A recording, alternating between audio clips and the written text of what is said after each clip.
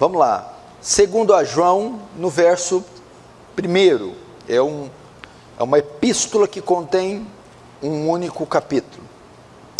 Segunda carta do apóstolo João, verso 1.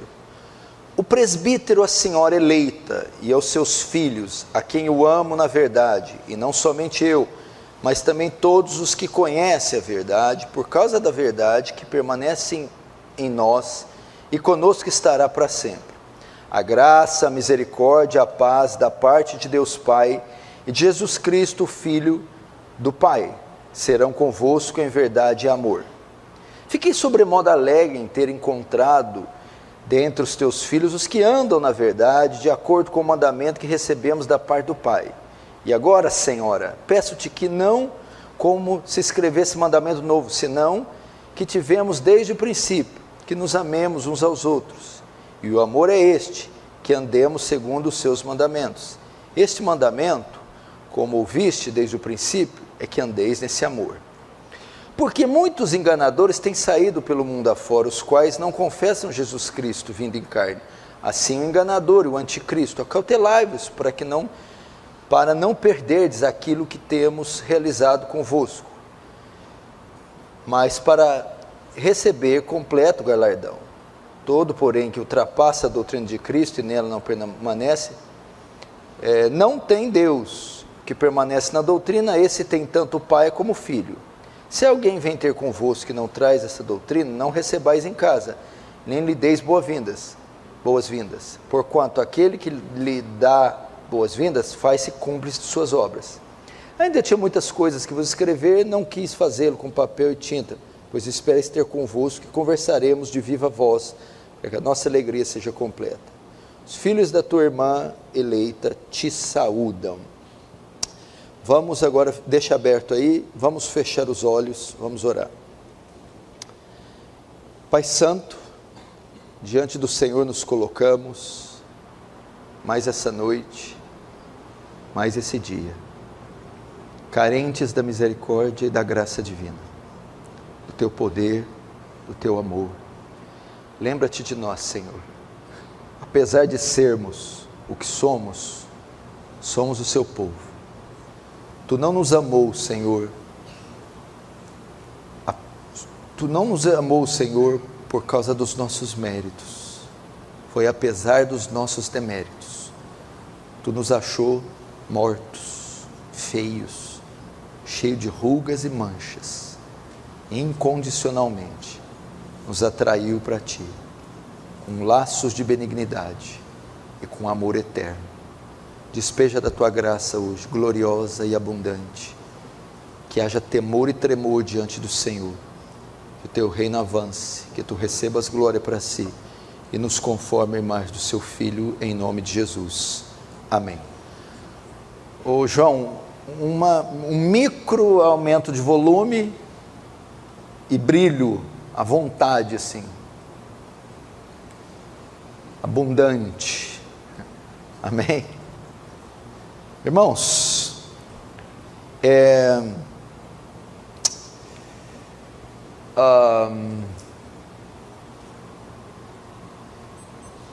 esperar ali, som, isso, aí ficou bom, som, ok.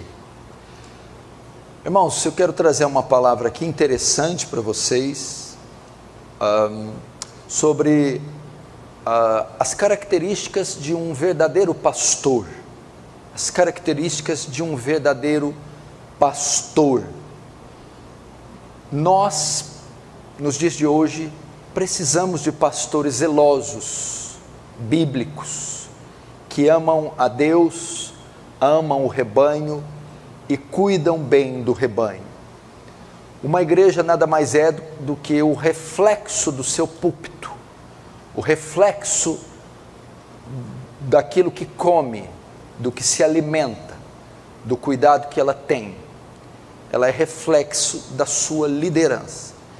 E nós podemos ver que uma das grandes causas da derrocada da igreja cristã brasileira, da superficialidade dela, da queda dela, em boa parte é destinada ou é a culpa dos seus líderes.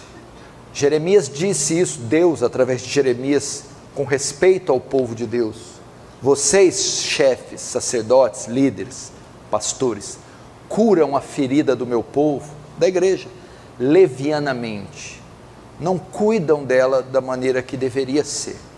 Então esse caos que a gente vê no meio do povo cristão, muito disso é em razão da deficiência da liderança, da falta de caráter, de preparação, de amor, de zelo, ou da exploração desses homens sobre o seu rebanho. E aqui nesse texto nós vamos ver alguma coisa sobre as características de um verdadeiro pastor, ou a postura que ele deve ter diante da sua igreja em alguns aspectos. Claro que o texto aqui, como eu vou desenvolver, não esgota o assunto, mas nós vamos ver algumas características deste pastor. Bom, é uma carta aqui bem inusitada, né? Nós, quando vamos explorar as escrituras, nós às vezes damos ênfase nos livros mais conhecidos, mas é uma carta muito pequena que contém um único capítulo. O autor dela é o apóstolo João, um dos apóstolos mais amados e queridos das escrituras. João foi autor de quatro livros na Bíblia, 5 livros, melhor dizendo: o Evangelho de João, as 3 cartas, a primeira, a segunda e a terceira epístola, formando 4, e o Apocalipse. Esses 5 livros são de autoria de João: o Evangelho de João, o Apocalipse e a primeira, segunda e terceira carta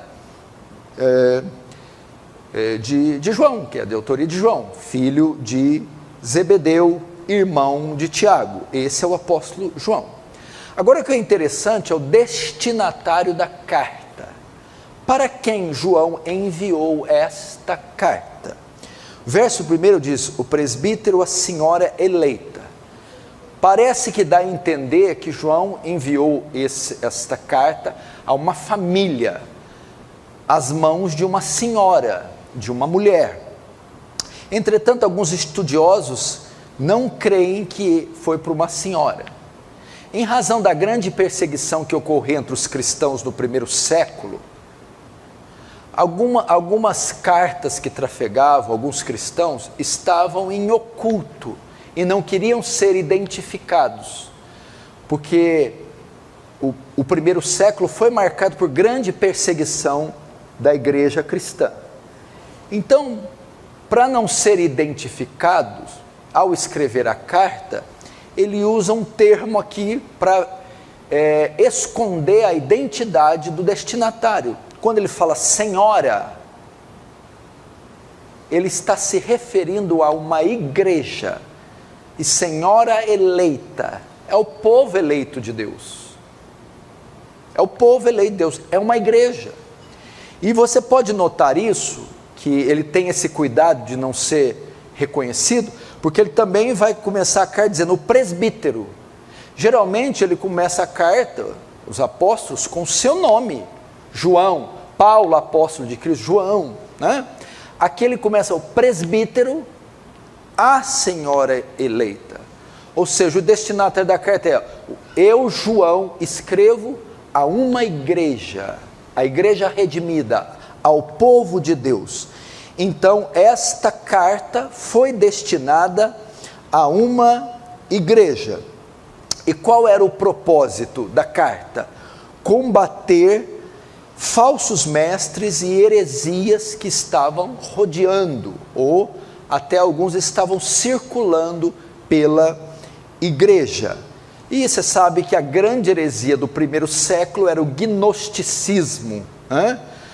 Era uma seita que ensinava que Jesus não tinha corpo, porque eles entendiam que a matéria era má. Tudo que é físico, tudo que tem, né, o corpo, tem, abriga em si pecado, maldade. Se Cristo é Deus e Deus é bom, ele não pode ter corpo. Então Cristo era só divino, ele não era humano. Eles negavam uma das naturezas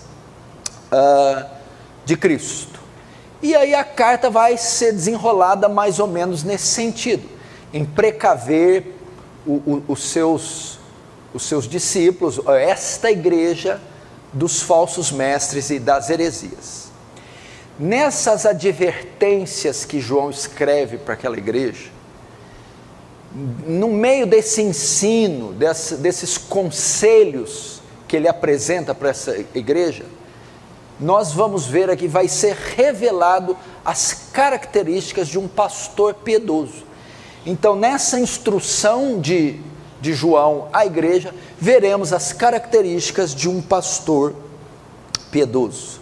Vamos começar pela primeira característica. Você que está trabalhando para ser um pastor, ou que é um pastor, ou que tem um chamado, um dia terá, você tem que ser compatível com algumas dessas características. A primeira característica é que o verdadeiro pastor, ele ama a igreja, ele ama o povo de Deus, ele ama aqueles a quem Deus redimiu. Ele deve ser marcado por um homem que ama a sua igreja, a igreja que pastoreia, os seus membros, o rebanho, o povo de Deus. A maior característica que um pastor deve ter é amor pela igreja. Veja então o verso 1: o presbítero, a senhora eleita, aos seus filhos, a quem eu amo. A quem eu amo. Veja só que interessante. Amor deve ser uma marca de um pastor. E você vê hoje que deficiência é isso no meio evangélico. Pastores que tiranizam o seu rebanho, usurpam, saqueiam o seu rebanho e não demonstram a menor consideração ou menor sentimento pelo rebanho ou pela igreja. Então o amor deve ser a marca, e não só amor. O texto diz, a quem eu amo na verdade. É um amor sincero, é um amor verdadeiro, não é um sentimento hipócrita, não é um sentimento de fachada, não é um pastor que apresenta soluções simplistas, não é um pastor que engana a sua congregação. Quando fala que amo na verdade, aponta para o amor sincero. Sincero de tal forma que a sua igreja reconhece esse amor.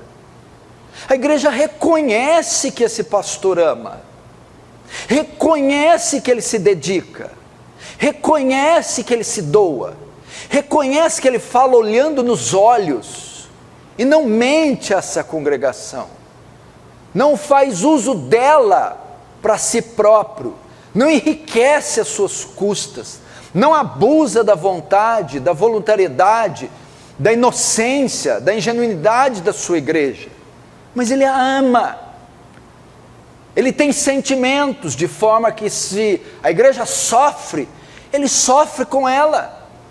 Se a igreja prospera, ele se alegra com ela. Se um único membro dessa igreja sofre, padece, perece, ele sofre com esse único membro, sente. Se esse único membro tem sucesso e vitória, ele também se alegra, comemora, triunfa com a situação da igreja. E esse amor é demonstrado aqui no desejo que ele tem para com a sua igreja. O amor é demonstrado no desejo que ele tem para com a igreja, retratado no verso 3. A graça, a misericórdia, a paz da parte de Deus, Pai, de Jesus Cristo, Filho de Deus, serão conosco em verdade, em amor. Ele prefacia a carta demonstrando o desejo. Eu desejo que vocês sejam abençoados com toda sorte de bênçãos. Ele quer ver sua congregação abençoada. Então, ele demonstra o amor que ele tem no desejo que ele manifesta pela sua congregação, revelado no verso 3. Que vocês sejam abençoados, protegidos, guardados, que vocês cresçam em amor, que vocês gozem de paz, que portas sejam abertas, que milagres aconteçam, que vocês sejam visitados, que vocês sejam consolados. É o desejo do pastor. Isso que ele deseja para a sua membresia, para a sua igreja, para o seu povo. Então a primeira marca é o amor que ele tem. E é um amor sincero, real. É um amor que a igreja reconhece. Nós precisamos de pastores que amam o rebanho de Cristo, que amam a igreja de Cristo, que amam aqueles a quem Cristo verteu o seu sangue. Porque Jesus disse: olhai por vós e pelo rebanho de Cristo, o qual ele comprou com seu sangue. E esse amor de Deus pela igreja tem que estar colocado no coração do pastor. Quais outras maneiras ele demonstra o amor? Como ele conduz a igreja, o desgaste dele em preparar sermões, as visitas que ele faz ao rebanho, os aconselhamentos que ele deixa disponível, o discipulado, o aconselhamento, as visitas, os sermões. Você tem ideia quanto custa preparar um sermão? Eu já preparei sermões em 5 horas, outros em 10 horas, outros em um dia inteiro, outros em 2 dias. Já teve sermão que eu preparei em 1 semana. É assim conosco. O labor é terrível. Como ele demonstra esse amor? Sabe como? Quando ele acaba de almoçar e sai de casa, com os filhos em lágrimas pedindo: fica papai, fica. E ele tem que ir para preparar um sermão a tarde toda. E quando chega para tomar o café: fica de novo papai. Ele tem que voltar para a igreja. Então ele abre mão de ficar com os filhos, de ficar com a esposa, só pelo sermão. Durante a noite, no meio da semana, a mesma coisa. O papai e a esposa estão lá, mas tem uma santa casa para ir, tem um velório para ir, tem uma vigília para coordenar, tem um caso grave para ir. Ele demonstra nessas atividades. O pastor tem que amar o seu rebanho. A segunda característica do pastor verdadeiro.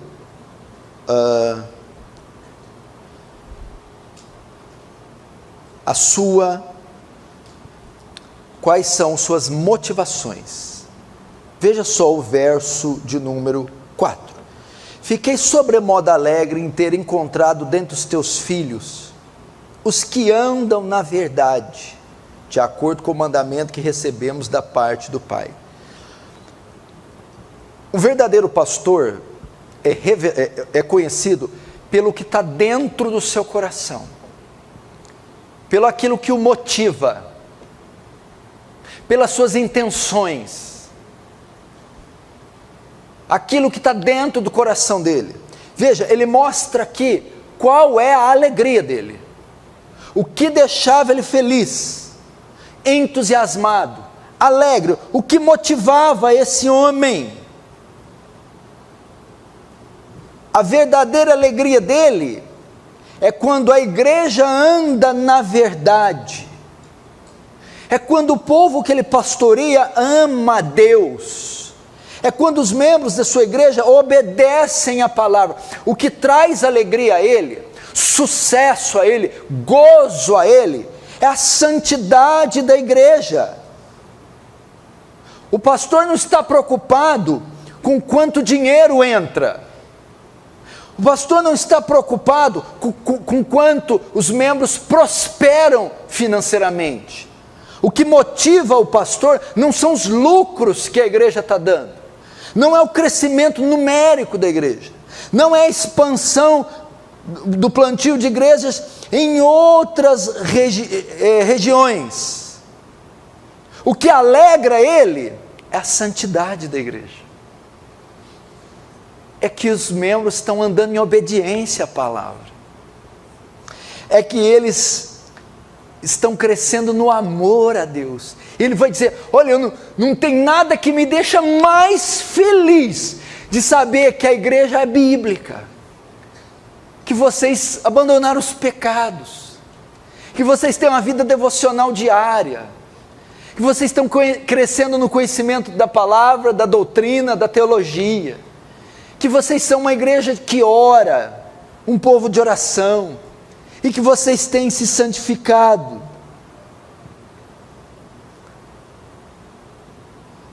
A alegria dele não é por... Veja só, que o Tiago aqui é o tesoureiro da igreja, né? A alegria dele não é chegar na terça-feira: Tiago, quanto entrou aí? Tiago, quanto que entrou aí? O pastor dobrou do meio passado. Ei, glória! Eita, coisa boa, hein? Agora eu como meu iate. Agora sai o iate. Não! A alegria dele não é quanto entra de oferta, mas o quanto os membros ofertam seu tempo ao Senhor, sua devoção ao Senhor, seu estudo bíblico ao Senhor, sua piedade ao Senhor. Essa é a verdadeira alegria. É isso que deixa um pastor bíblico feliz. Fulano estava desviado, voltou. Fulano estava frio, se aqueceu. Fulano compareceu na semana de jejum, tem vindo às vigílias, não falta da escola dominical. Isso é uma alegria para o pastor. Então aqui ele revela suas motivações e ele revela o seu coração. O seu coração, ele está preocupado com a condição espiritual da igreja e não com a condição material. Ele está preocupado com a piedade da igreja e não com o sucesso financeiro. Ainda que ele se alegre, se contar para mim que conseguiu uma casa, eu vou ficar feliz, um emprego melhor, vou ficar feliz. Claro, não tenha dúvida. Mas ele vai dizer aqui, não tem coisa que mais me alegra. Fiquei sobremodo alegre. Eu fico feliz com tudo que acontece de bom para a igreja. Mas não tem nada que deixe ele mais feliz de saber: a igreja está crescendo na graça e no conhecimento. É o que deixa o pastor feliz. Então aqui ele revela o coração dele. Ele mostra coração. E agora ele vai também fazer um pedido. Veja só o pedido que ele faz no verso 5 e 6. E agora, Senhora, peço-te, não como se escrevesse mandamento novo, senão que tivemos desde o princípio, que nos amemos uns aos outros. E o amor é este, que andemos segundo os seus mandamentos. Esse mandamento, como ouviste desde o princípio, é que andeis nesse amor. Veja só, mais uma vez aqui, o pedido que ele faz revela a sua terceira característica. O pastor bíblico, ele não preocupa consigo próprio, mas com a congregação. Nesse pedido, as exigências que ele faz, o pedido que ele faz, visam o bem-estar da congregação e não o seu próprio. Um pastor bíblico labora, trabalha, batalha, não para o seu benefício, mas pelo da sua congregação. Ele coloca o desejo da igreja primeiro, em detrimento ao seu. Veja o pedido que ele faz, não é para ser servido, é para servir, não é para si próprio, é para eles, não é para que ele seja beneficiado, é para que eles sejam beneficiados.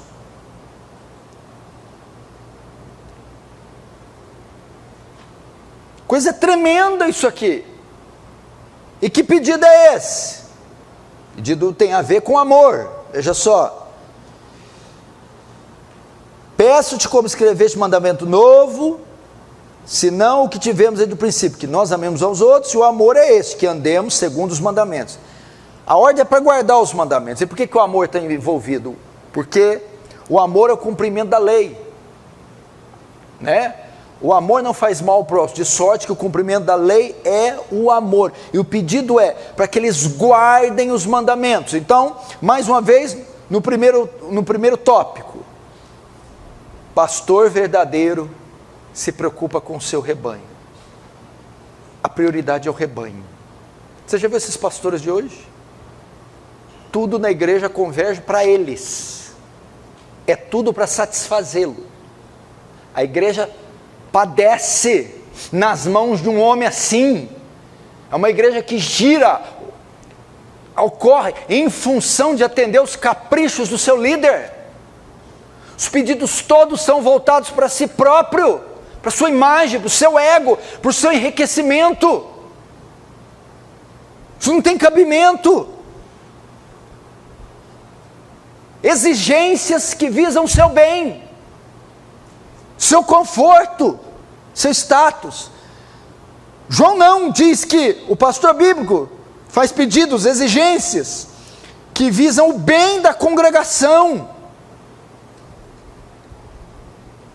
Ele trabalha para isso, ele elabora para isso. E o pedido qual era? Guardem a palavra. Por que João faz esse pedido? Agora, por causa da quarta característica do pastor. A quarta, ele é o guardião da igreja. Ele é o guardião. Ele zela pela pureza doutrinária da igreja. Guardião no sentido aqui, não é guardião de mendigo, de ladrão, não é um guardião físico. É um guardião espiritual, é um guardião doutrinário.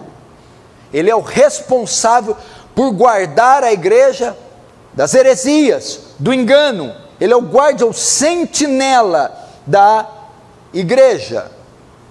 Veja só o verso 7. Porque muitos enganadores têm saído pelo mundo afora, os quais não confessam Jesus Cristo vindo em carne. Assim é o enganador e o anticristo. Ele é o guardião da igreja. Por isso ele faz o pedido dos 6. Rogo que vocês guardem a verdade. Como guardião, ele alerta sua igreja. O perigo está solta. O perigo está aí. Por isso guardem a palavra. Pelo zelo que ele tem e pelo perigo que nós corremos. Qual é o grande perigo da igreja? Muitos cristãos, eles estão envolvidos em diversas frentes de batalhas. Contra a carne, o mundo, o pecado e tentações aqui e acolá. Mas esse não é o maior mal que ameaça a igreja, não é cair em um adultério, que é coisa muito ruim, problemas de caráter moral, financeiro, físico, todo esse tipo de coisa. Mas o mal que assola, o perigo maior, é o engano religioso, é a apostasia, são as heresias, os falsos profetas, os falsos mestres, a distorção da verdade. Esse é o grande mal. É a maior arma de Satanás. Você sabe qual foi a primeira aparição de Satanás na humanidade? na história bíblica. A primeira aparição, a primeirinha, foi no primeirinho livro da Bíblia, onde o mundo tinha acabado de ser feito. Foi nos primeiros capítulos do primeiro livro, após a criação, ele apareceu no jardim do Éden na forma de uma serpente. E qual foi o ataque que ele usou? Como o seu primeiro ataque, a sua primeira obra magistral? Engano religioso, heresia, distorcer a verdade. Foi isso que ele fez. Deus disse: não comam da árvore, porque certamente morrerão. Ele vem, é verdade que Deus disse, vocês não tocarem em toda a árvore do jardim. Peraí, ele não falou isso não. Ele falou para não tocar na árvore do conhecimento do bem e do mal. Ele já vem distorce. Deus falou para não tocar em nenhuma árvore do jardim. Deus tinha falado, não toque só em uma árvore. O diabo vem e diz, Deus falou para você não tocar em nenhuma. Mas ele disse, se eu tocar eu morrerei. Ele, não morrerá. Foi um ataque ideológico, um ataque na mente. Ele foi distorcer, foi uma mentira religiosa. Esse é o maior ataque. E o pastor verdadeiro é o guardião doutrinário da igreja. Como ele guarda a igreja? Só se derrota a mentira com a verdade. Através das pregações, é um pastor fiel, é um pregador fiel. Ele é fiel às escrituras. O seu púlpito é fiel. Como ele guarda? Motivando ou incitando ou estimulando a sua igreja a leitura bíblica. Leiam a Bíblia, leiam de Gênesis e Apocalipse diversas vezes, compre ferramentas de interpretação, façam a leitura sistemática, leiam devocionalmente, regularmente, diariamente a Bíblia. É assim que ele protege. Que mais? Leiam bons livros, forneça livros, traga livros acessíveis, livros que tenham boa doutrina, livros que tenham boa teologia. Que mais? Promovendo eventos, seminários, congressos, cursos, para que a sua igreja seja preparada doutrinariamente, seja robusta doutrinariamente, através de sermões, através da leitura bíblica, através dos livros bíblicos doutrinários, através de eventos que ela promove, e através da pregação expositiva. Expõe o texto, explica o texto, aplica o texto. E João disse, em carta, em punho, escrevendo, andem na verdade, guardem a verdade, guardem os mandamentos. É a forma de vocês vencerem as heresias.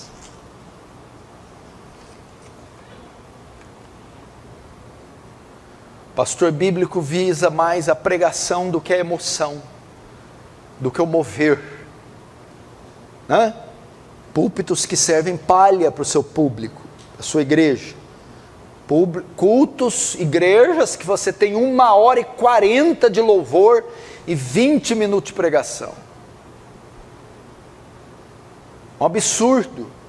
Não se dá valor à pregação, não se dá valor ao ensino, não se dá valor à literatura, não se dá valor ao seminário, se dá valor aos cursos, aos eventos. Isso é um pastor que não tem zelo pela igreja. Isso não é um pastor bíblico.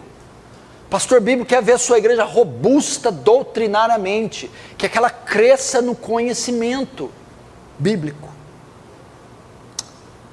Quinta característica, ele tem cuidado com a pureza da igreja. Com a pureza da igreja. Na verdade, aqui nós temos dois princípios. Um pastor bíblico, ele adverte a sua igreja da possibilidade da queda, do erro, do tropeço, Não é um pastor triunfalista. Vamos que vamos, vai dar tudo certo, vocês são isso, aquilo outro, mais que vencedores. Não, veja só o verso de número 8 e 9. Acautelai-vos para não perderdes aquilo que temos realizado com esforço, mas para receberdes completo galardão.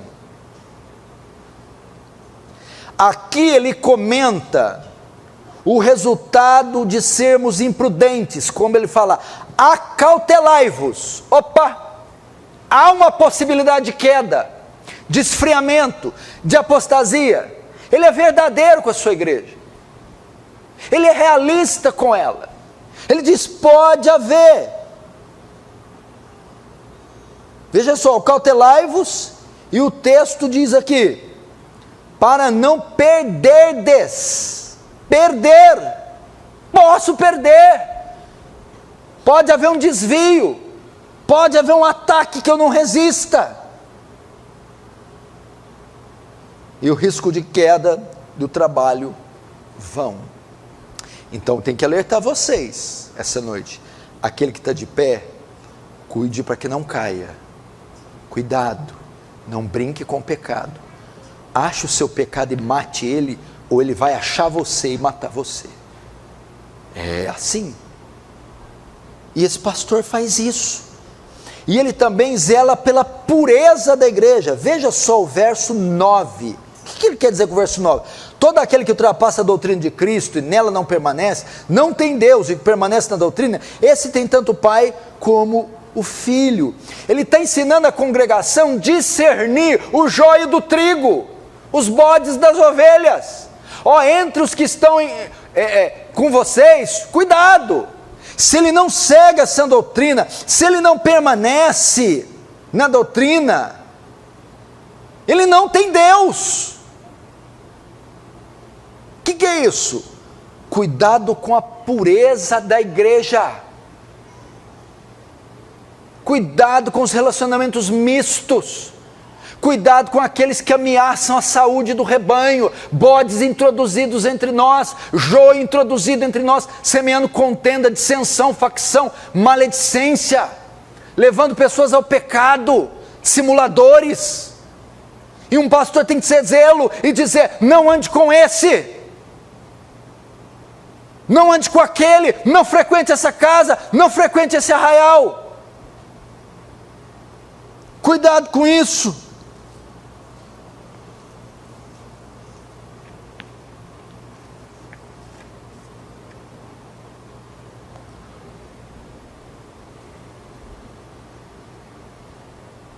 Ele zela por isso. Sabe aqueles pastores? Deixa a menina andar com o menino, deixa entrar, deixa sair, vamos, e faz vista grossa. Tem pastores assim, dão um púlpito a ele, dão um salário a ele, ele não tem que trabalhar, vive da igreja, tem uma vitrine estupenda, é aclamado pela igreja, é chamado de pastor, tem que pedir a bênção dele. Ué, isso é maravilhoso. Estou enriquecendo, ganhando status, fama, sou obedecido por uma multidão, sou honrado, estimado, vivam do jeito que quiser. Pastor zeloso não, ainda que custe a ele, custe perseguição, custe saída de pessoas, custa isso, disciplina custa, exortação custa, sua popularidade cai, alguns vão embora, acontece isso, a pessoa não quer ser disciplinada, mas o pastor bíblico ele tem pacto com a verdade, com o Senhor, ele disciplina a sua igreja, e vai um parênteses aqui para a disciplina da igreja, para vocês aprenderem amorosamente como é que acontece, quando alguém é excluído da igreja, quando alguém sai da igreja, e essa pessoa não aceitou disciplina, e começa a falar mal, atacar, criticar, quando você encontra ela, você fala, irmão, você não faz isso, com uma pessoa disciplinada, com uma pessoa excluída, ou com o inimigo da igreja, mesmo que você tenha convivido com ele 10 anos, como que a única contato que você tem que ter com essa pessoa, sabe qual é? Chamá-lo ao arrependimento. Porque se você dá um abraço, ou se você faz como se nada tivesse acontecido, você alimenta a rebelião dele, diminuindo a chance de ele se recuperar, de ele se salvar. Paulo diz, com esse tipo de crente, nem comeis. Eu não recebo na minha casa. Eu não como, eu não tenho comunhão, é a ideia. Qual a minha única relação com esse tipo de gente? Que está caluniando a igreja, que está falando mal, que está fazendo facção, coisinha, que está induzindo gente para ir para outra igreja. Chamar ao arrependimento. É isso que tem que fazer. Tem que chamar ao arrependimento. Isso é uma rebelião deliberada contra a igreja, contra Deus, contra a palavra. Então é assim que vocês, caso encontrem, têm que proceder. E é uma forma de recuperar, é amor isso aqui, é amor. Convencer ele do erro, chamando o arrependimento, para que ele reconheça que está errado, e busque arrependimento no Senhor, está restaurado. Agora sai abraçando, fazendo, falando, não vai haver arrependimento nunca. Vai fortalecer a rebelião. E eu posso estar mandando para Satanás essa pessoa.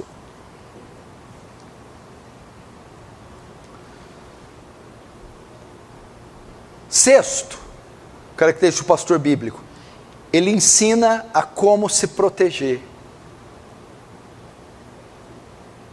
Ele não só é o guardião da igreja, ele não só protege a igreja, mas ensina a igreja a se proteger. Veja só o verso 10 e 11. Se alguém veio ter convosco e não traz essa doutrina, não recebais em casa, nem lhe deis as boas-vindas, porquanto aquele que lhe dá boas-vindas faz cúmplice de suas obras. Ele está ensinando como é que você se protege das heresias, dos falsos profetas, do engano religioso, dos bodes, dos falsos irmãos, de Satanás. Como que eu me protejo nesse mundo, nessa ilha cercada de horrores, de mentira, de apostasia, de engano que é esse mundo? Como eu me protejo? E ele vai ensinar, um pastor ensina. Ensina. A ideia aqui, tudo aponta para aqui. Verso 10. Se alguém não vem ter convosco que não traz a sã doutrina, se não fala conforme essa palavra, se não traz o testemunho da Escritura, irmão, é o que o apóstolo está dizendo, rejeita. Então a ideia aqui é, primeiro, não abra o coração. Não abra o coração para essas religiões. Não abra o coração para esses vídeos, para essas pregações. Está na moda aí o nome de Deus, Yehoshua. Heresia, some com isso. Tabernáculo Branham, some com isso. Mormonismo. Está em alta agora o adventismo. Adventismo. Não abra o coração, não abra os ouvidos. Tire seus ouvidos disso. Cheio de rádios gospel, cheio de programação na TV, cheio de programação no YouTube. Não entre em diálogo com essas pessoas. Se não traz essa doutrina, se é duvidoso, não escute. Se pessoas se achegam em você, e não é, se pessoas vêm até você, não é para te edificar, é para fazer você mais santo. Está ensinando você a orar, ter amor pelas almas, tratar melhor a esposa, ser o melhor funcionário, glorificar a Deus? Não. Está me vindo com confusão doutrinária, quer fazer proselitismo comigo, quer falar de teologia, de doutrina, disso, daquilo. Não entre em debate, sai fora. Fala, meu camarada, você tem algo bom para me dar? Você vai me edificar? Você vai me fazer mais santo? Não vai? Cai fora. Não entre em debate. O que esses debates, eles têm que finalidade? O que esses encontros? O que essas mensagens? Esses áudios? Tem finalidade de quê? Edificar você? Fazer você mais santo? Mais piedoso? Não! Entrar em contenda! divisão, facção. Está dizendo aqui, não recebam em casa, não entrem em diálogo, não tenham comunhão com essas pessoas, não tenham comunhão com hereges, com falsos mestres, falsos apóstolos, com falsos irmãos. Que mais? Não recebam na sua casa. Isso que João está dizendo.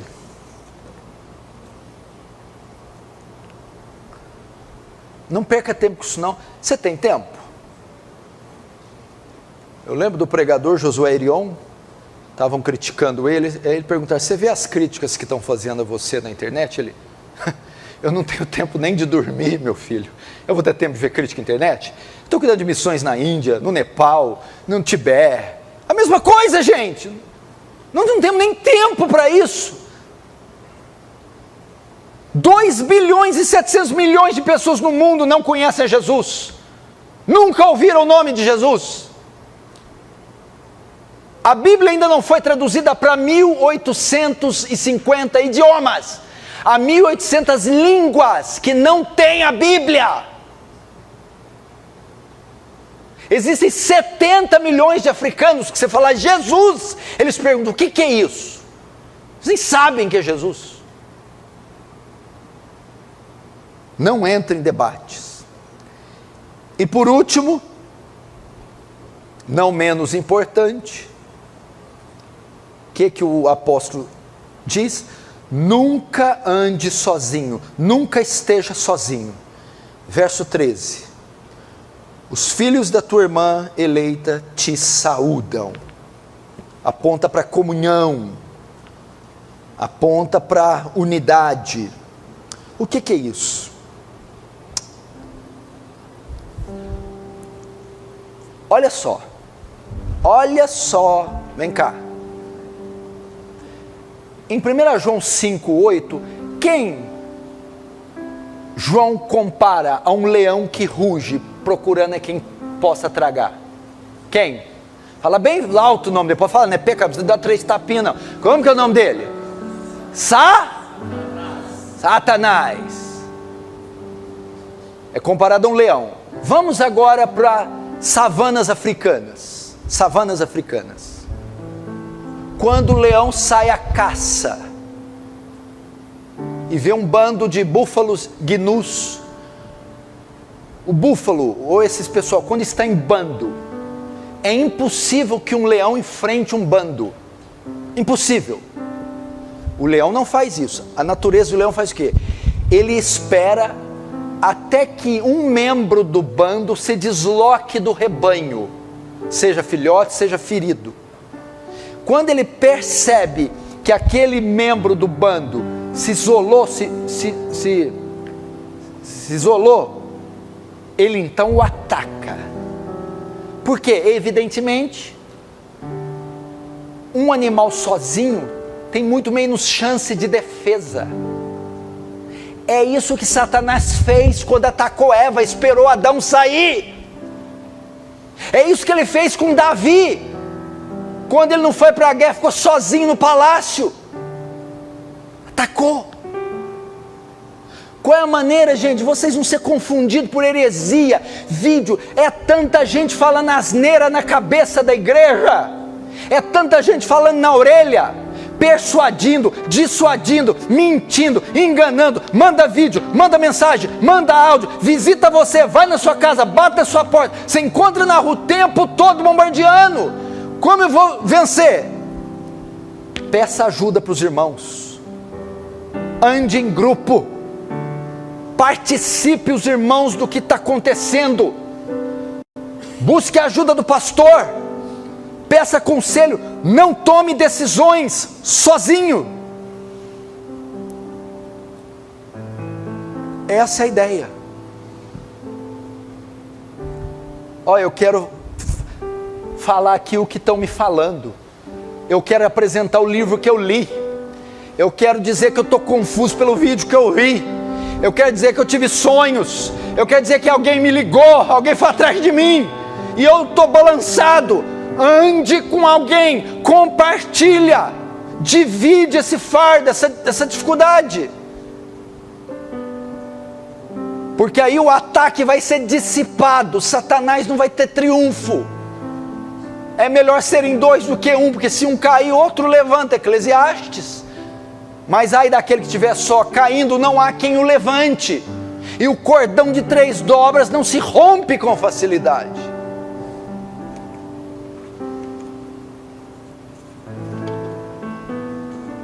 Não ande sozinho, abra sua casa para os irmãos, frequente a casa dos irmãos, divida as suas aflições, compartilhe.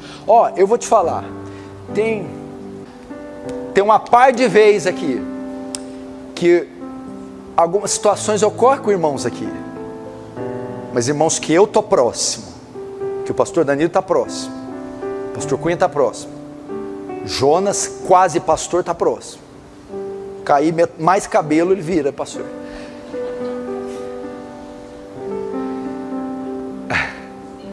Só não engorda, mantém a classe aqui, né, meu filho? Olha aqui, ó, a categoria aqui, ó. Por favor, viu, Amanda? Ajuda a Amanda vermelhinha. Que passam por essa situação, que o leãozão vem. O leãozão vem e pega um búfalozinho. 5 minutos vem a manada, e nós vaza com esse leão. Por quê?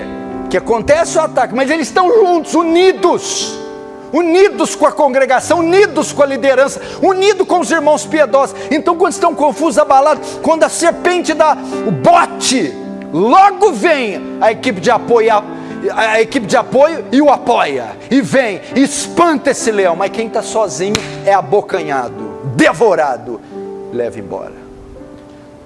Então o último conselho do pastor é: não ande sozinho.